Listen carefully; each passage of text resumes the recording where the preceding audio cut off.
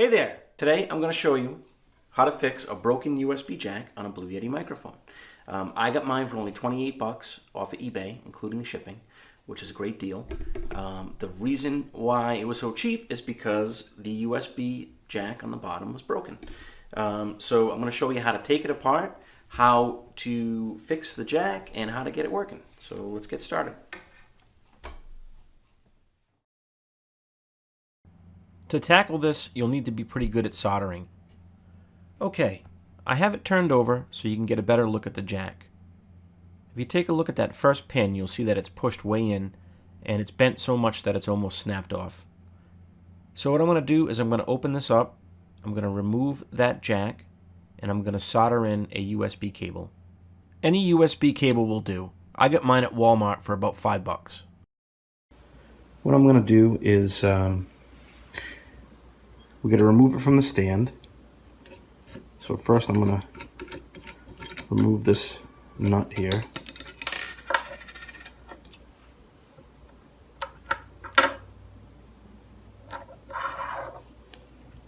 And then we'll remove the one on the left.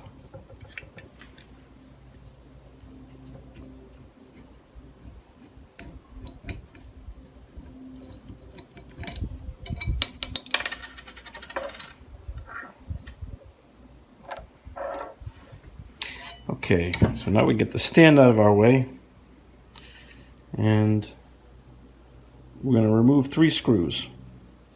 There's a screw there, and there's one underneath that black cover.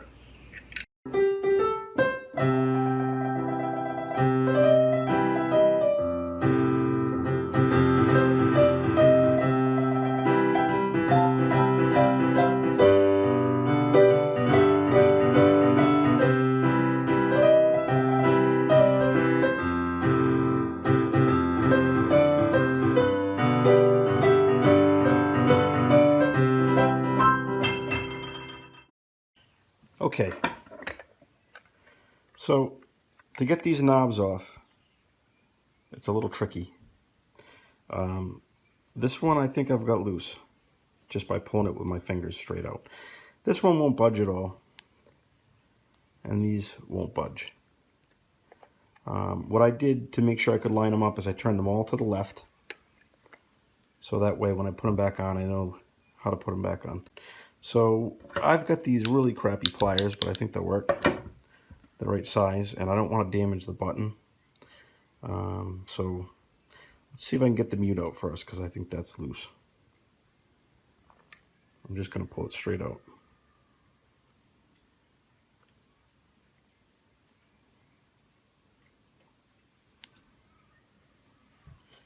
That's what it looks like.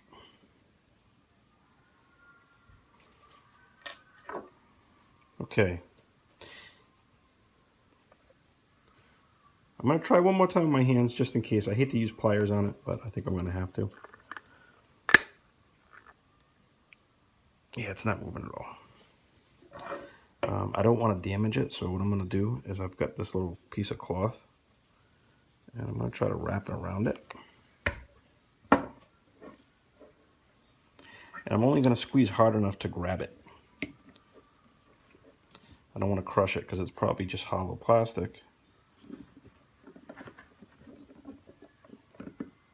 And then I'm just going to pull straight out. I think I got it. Nope. All it did was scratch it. Oh, there we go. I guess it did loosen it enough. It's kind of tricky. They look like standard volume knobs, so in a pinch you could probably just go and get just a knob big enough to fit in there. It wouldn't matter, as long as it works. Okay, so now we got these 2 left. Let's try this again.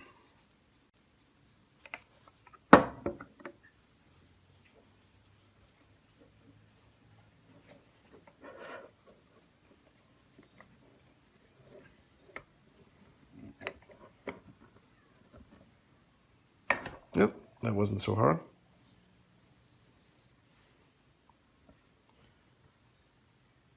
I think these knobs are identical, so I don't need to keep them separate, now that I look at them.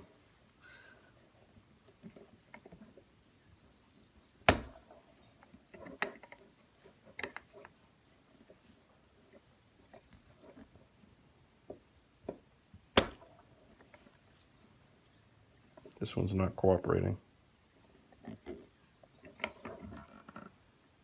This might end up being how to break a Blue Yeti mic video if I can't get this button off.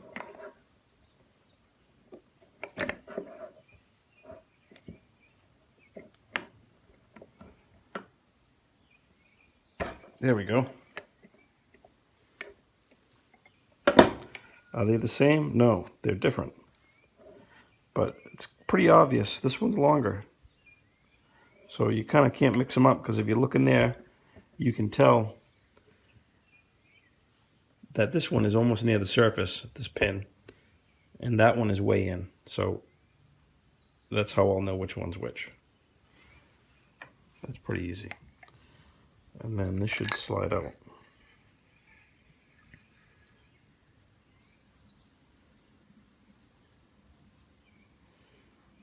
That's it.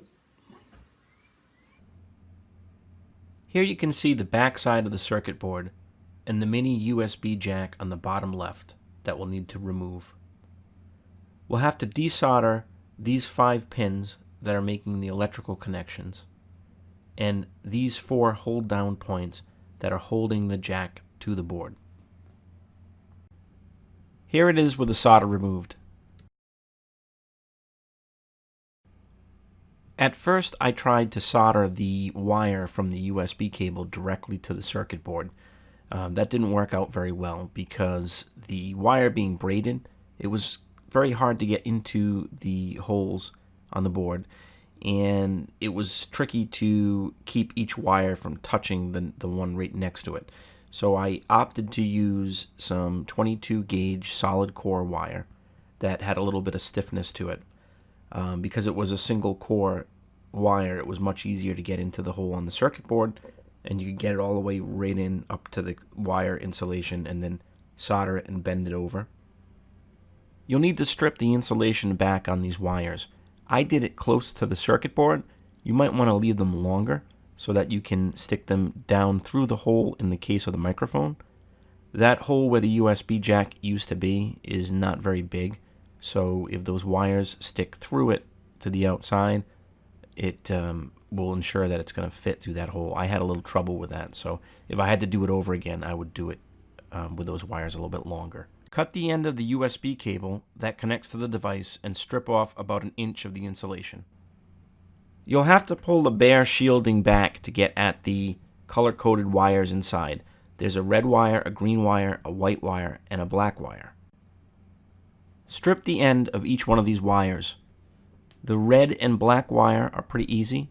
The green and white wire are very difficult to strip. The wire inside is really tiny. I used a wire stripper that came inside a wire wrap tool, like this one.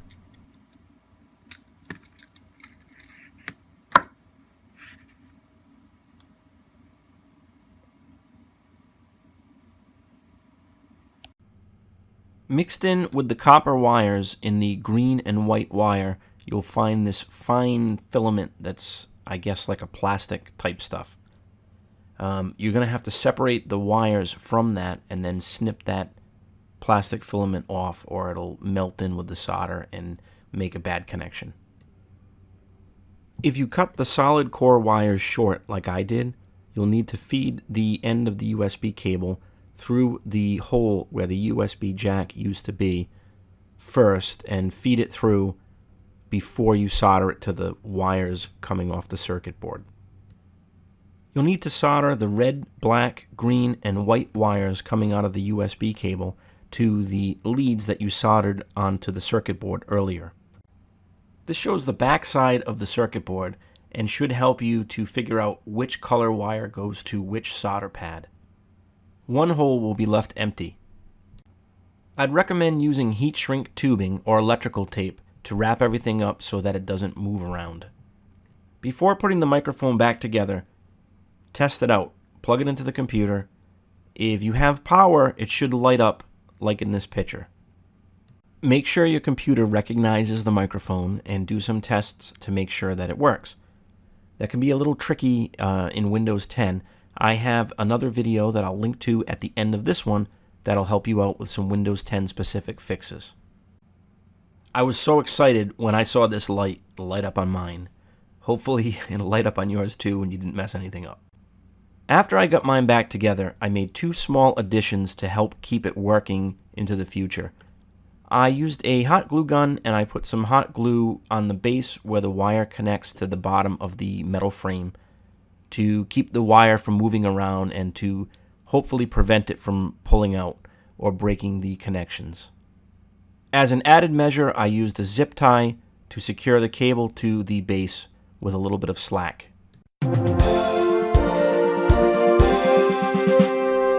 That's it. I hope it worked for you, and I hope that your microphone is not a paperweight now. Hopefully, if everything went according to plan, it works, and you saved yourself some money and didn't have to throw it out. If you're having trouble getting your Blue Yeti microphone working in Windows 10, check out my Blue Yeti Windows 10 Fixes video.